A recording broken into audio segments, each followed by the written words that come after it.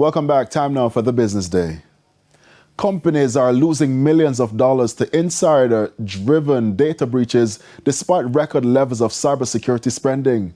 That's according to the 2025 Data Security Report released by Fortinet, which warns that traditional data protection tools are failing to keep up with modern problems. Cybersecurity insiders found that nearly half of all organizations surveyed suffered financial losses in the millions due to insider-related incidents.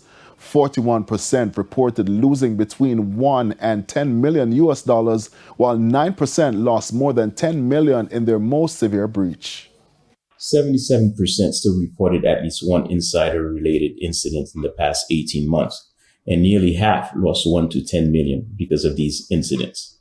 Beyond the money, there's reputational damage, operational disruption, and the risk of losing years of research or competitive advantage from a single leak.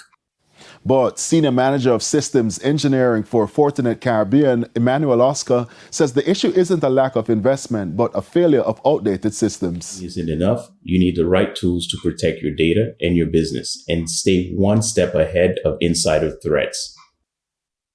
What was once seen as a hustle to make ends meet is now making its way into the heart of Jamaica's economy.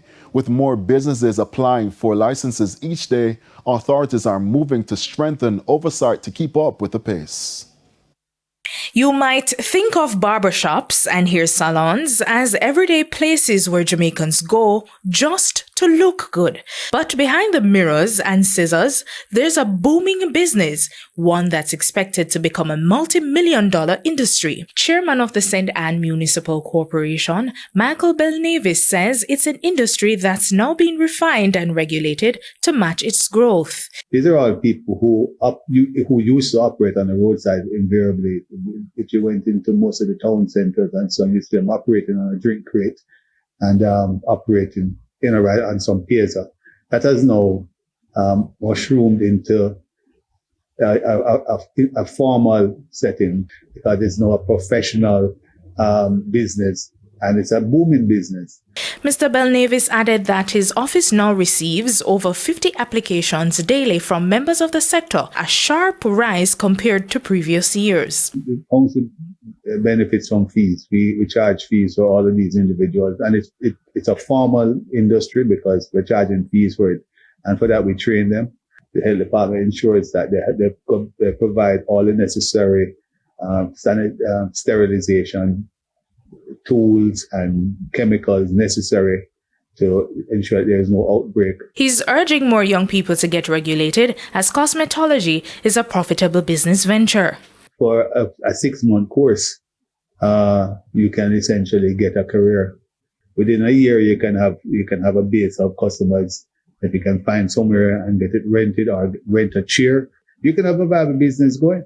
Nigel, a barber of over 15 years, is welcoming this move. It's really a topic of concern to me because we don't have enough youngsters vying for this job, and it is good to have a feeding program. That means we can have replacements. Meanwhile, CEO of Nick's Nail Art, Carrion Trail, and Sadea Hairstylists are encouraging others to join the sector. I have a 20-year-old who did not want to go to college. She said she wanted to become an esthetician, and that's what the direction I push her in. And I am telling you, in Ocherils here, she's one of the best nail lash tech.